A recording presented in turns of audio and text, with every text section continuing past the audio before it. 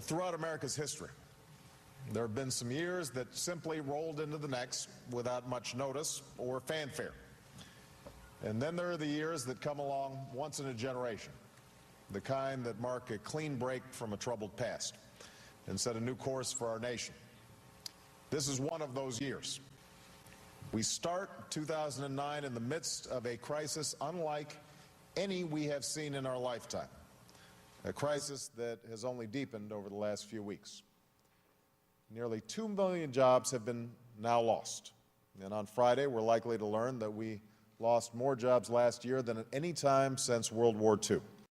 Recently, the United States has fallen into what many describe as the Great Recession. This started with the collapse of banks, including Bear Stearns, Fannie Mae, Freddie Mac, and many others. A recession is defined by the Oxford Dictionary as a period of temporary economic decline during which trade and industrial activity are reduced, generally identified by a fall in GDP in 2 successive quarters. Our recent recession has had a more global impact due to the way markets have become more intertwined across the world. Early part of the decade, if you could fog a mirror, you could get a mortgage. Everybody was doing it. Everybody's moving up. Property values going up. I wanted my piece of the American dream. That dream is now a nightmare for many of the 75 million Americans who own a home. So the housing market report card is ugly. In the past 2 years, the housing market has lost an estimated $5 trillion as 59 million homes have declined in value.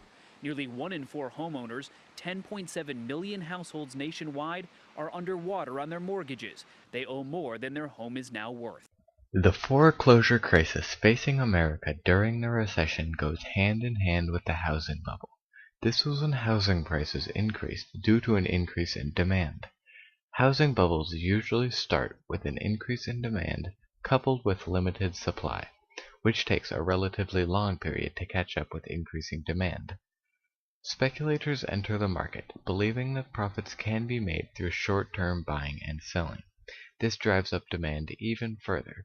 At some point, demand begins to decrease at the same time supply is increasing, resulting in a steep drop in prices and the bubble bursting. Points. Bear Stearns today leading the tumble on Wall Street. The stock plunging 45% after the New York Federal Reserve and J.P. Morgan agreed to provide an emergency financing to the Wall Street firm. Take a look at the stock trading. It was fast and furious. It finishes today at $29.75. That is a whopping loss of $3.5 billion in market value today alone. The number is even more dramatic when you're looking at the company over a 3-month period. There it is, down $8.9 billion, roughly 68%. The market cap loss, nearly $9 billion in a 3-month period. A startling sum even for a company that marked the start of it all with the failings of 2 hedge funds last summer. The catalyst that really started this recession was the failure of the Bear Stearns Bank. This was caused by a simple rumor that Bear Stearns was running low on cash.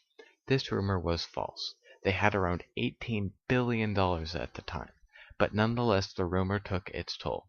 Investors pulled out from Bear Stearns left and right until they were left with hardly anything and on the verge of collapse.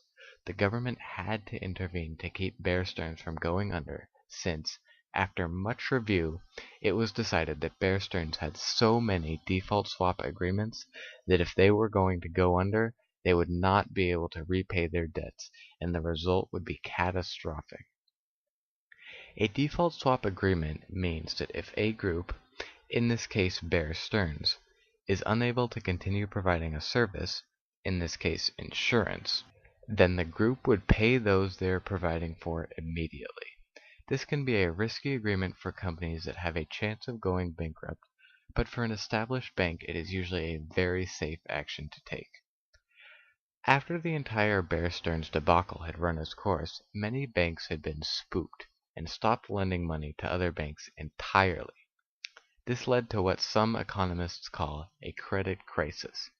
If this trend continued, it would spell disaster for 21st century Wall Street, since so many trading firms routinely borrow as much as 50 times the cash in their accounts to make complex trades. If this trend had continued much longer, then many, if not all of these trading firms would have vanished. What was done to remedy this was the government forced banks to re-evaluate all their underwater mortgages.